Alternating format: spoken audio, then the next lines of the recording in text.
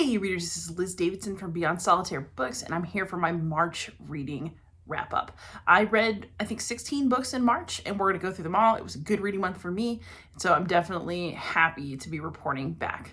So let's just get into it. The first book I read in March was Black Cake by Charmaine Wilkerson, and this is a really interesting book. Basically, these two estranged siblings are brought together after their mother's death, and they learn a bunch of mysteries about her life that they had no clue about before, and it just completely rocks their worlds and affects their relationship with each other and with a sibling they did not know about. So this book was both very interesting and very moving. I thought the writing was lovely. I thought the conflicts that the characters are facing made a lot of sense. And that overall grounding in family and family ties, despite challenges and despite separation, was really lovely. There were times when the book got a little obsessed with its themes. I thought to the detriment of the emotional relationships between the characters. And sometimes we spent time with characters I didn't care about as much because I wanted to get back to sort of the main story and the main people that I was interested in. But this is a really, really good book. I will absolutely read more from this author. And the fact that I read this book a month ago now and I still have pretty good memories of what happened, I think is indicative of the impact that it had on me. After that, I read Somebody's Daughter by Ashley Ford. This was a really interesting memoir. So like most memoirs these days, this one's very vulnerable and it's very revealing. And Ashley Ford had an extremely difficult childhood. So there are a lot of trigger warnings for this one that you should definitely check before you read. But basically, this is a book about a woman whose father is in prison. Her home life is really difficult, and she kind of thinks about him and about who he is and about his relationship to her and about coming to terms with why he is in prison throughout the book. And this is also sort of a story of her finding herself and her self-worth through thinking through her past, thinking about her family, and then growing into herself. So it's a really lovely book. The writing is great. It's a very short, impactful read.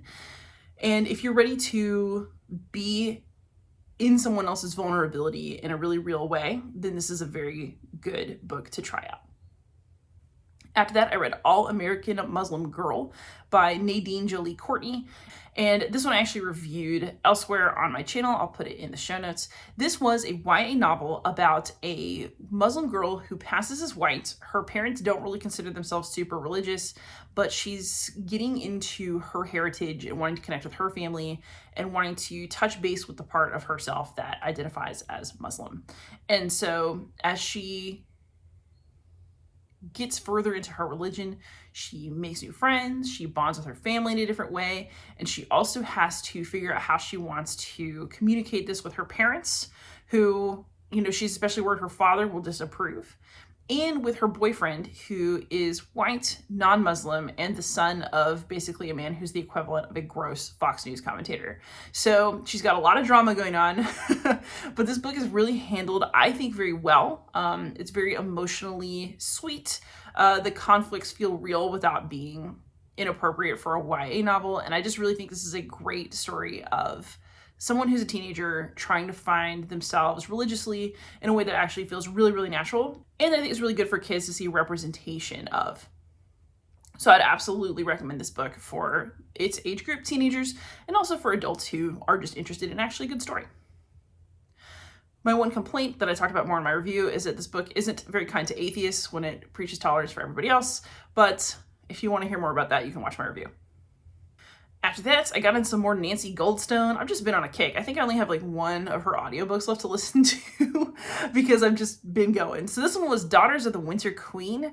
So this book is about the Stuarts, about their family drama, about the historical events that they touched on, and then, of course, Sophia's eventual rise to Queen of England. And so she became the ancestor of our Prince Harry and Prince William.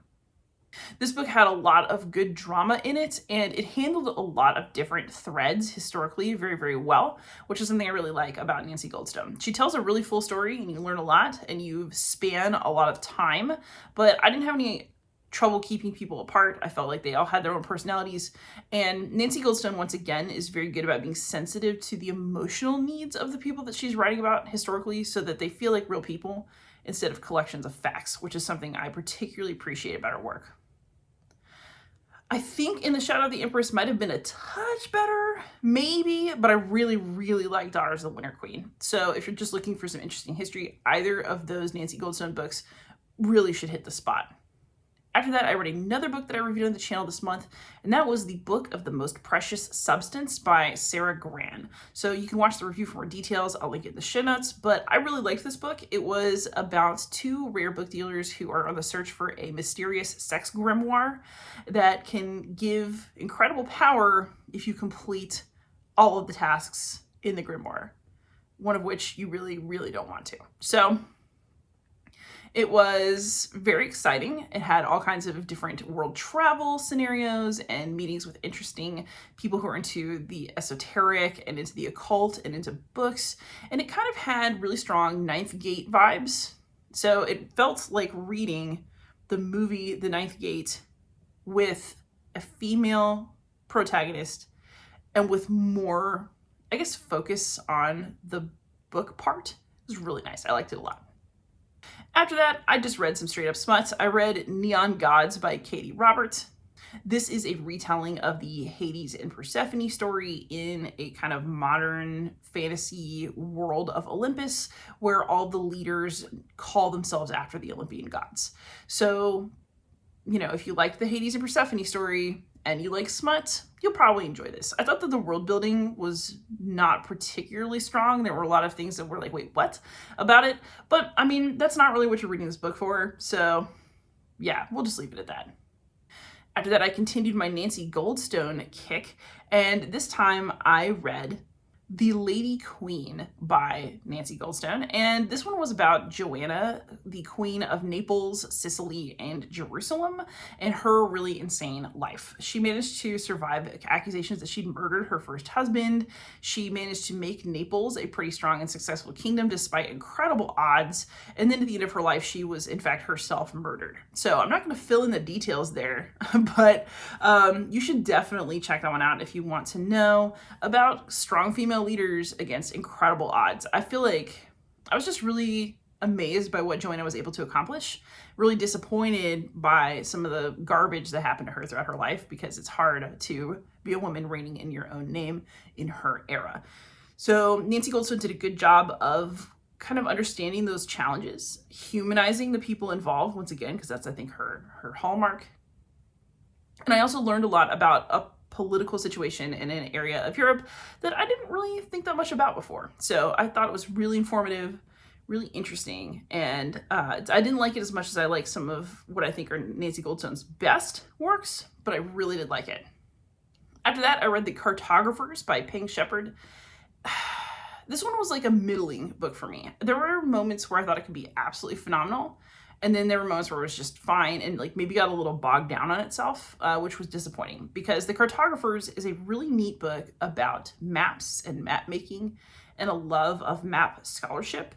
And it kind of moves over into the fantasy realm about the potential magical power of maps, depending on what you draw on them. And I'm not going to say anything more, but it was a really fun blend of reality and fantasy. And it had a good kind of family drama. You know, there's not a super deep love story, but there's a little bit of romance in there. It had a lot of stuff in it, but maybe it had too much, and I think that might have been its issue. The main villain was so obsessed with his goal that didn't make that much sense to begin with, that kind of messed it up for me a little bit towards the end. I would also say this depiction of academia is a bit dubious, but we're just going to let that go. I don't really expect extremely good representation of academic study in these kinds of books. I'm really just there for the ride.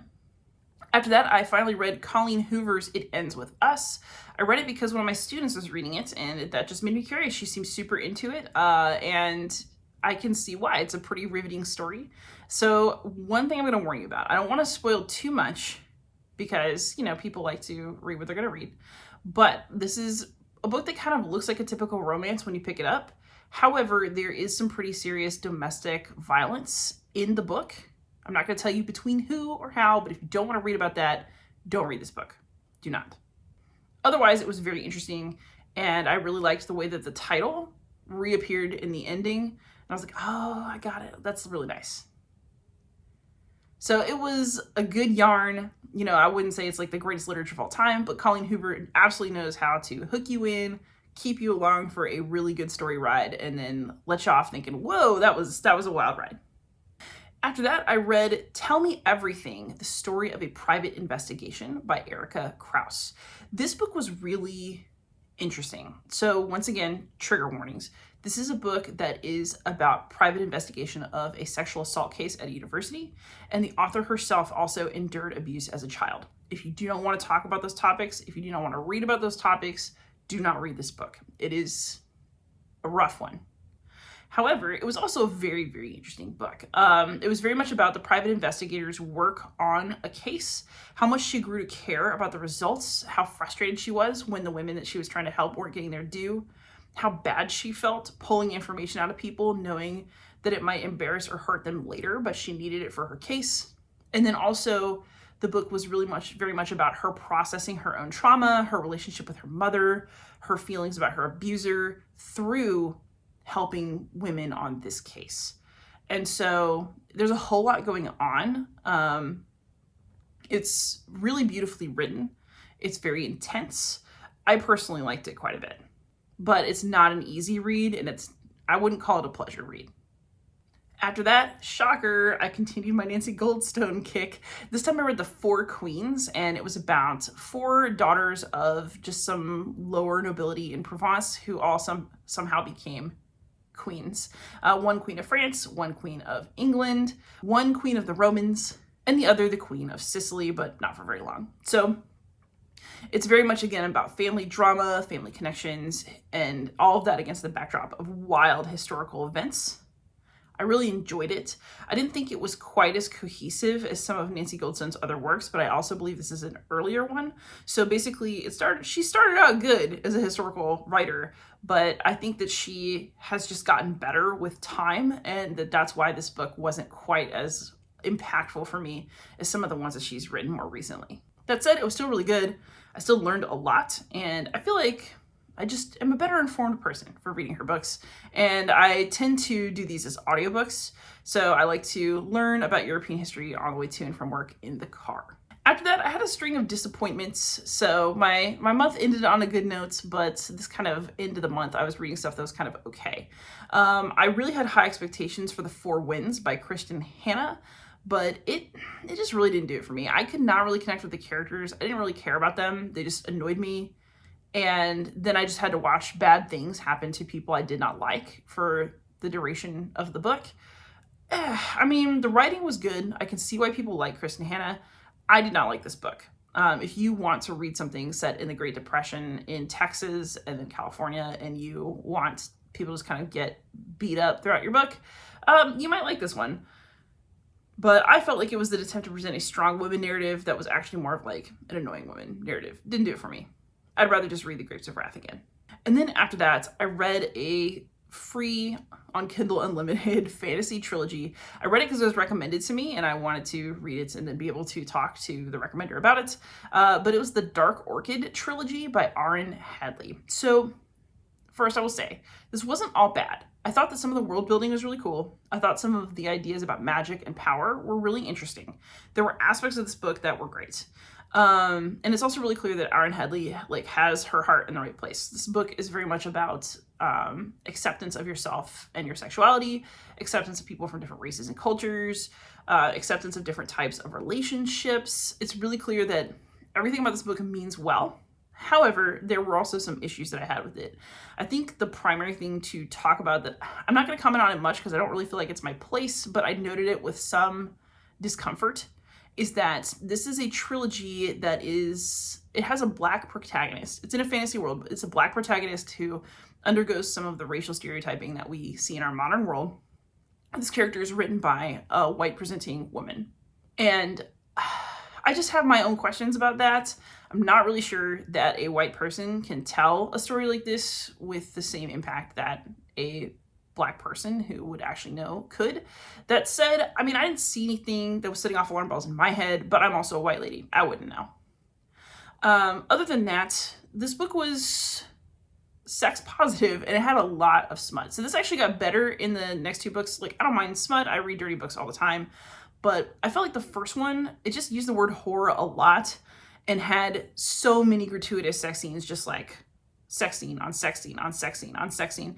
And it didn't advance the plot enough. So I spent too much time, I think, in sort of smut stasis and got a little bit desensitized and a little bit bored early on. That did pick up as the plot picked up. However, then the plot had a different set of problems, which was that it was almost like the female protagonist was too powerful and things were too easy for her. Like, horrible things happen to her. She undergoes trauma, but it's like, you know that anything that happens to her body can just be fixed. You know that she's like somehow extremely powerful and can just eventually nuke any other mage in the books, in the magic system. And it's just kind of... So basically the premise of these is that the gods have died, their powers have entered human bodies, and so you have this age of mages and people who control power based on various emotions. So the main character meets with a lust mage who powers himself off of people's lust. She works as a whore, and so obviously they have an easy time working together, and then she discovers some of her own abilities.